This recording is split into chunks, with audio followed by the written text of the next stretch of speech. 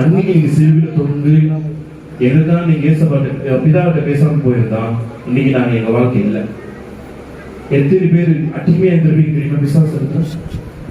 ஏசப்பா சிலுவையில் தொங்காம இருந்ததுனா எத்தனை பேர் அடிமையா இருந்திருப்போம் தெரியுமா சிலுவையில்?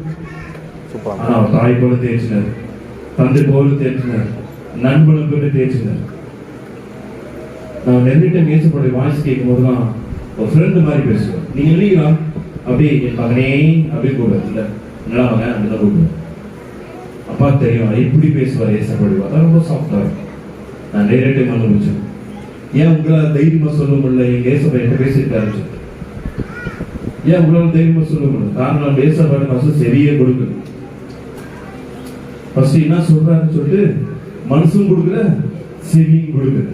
கொடுத்து பாருங்க, அப்போ ஏசப்பா மட்டும் பேசுவார். அப்படியே கண்களை மூடுவோம்.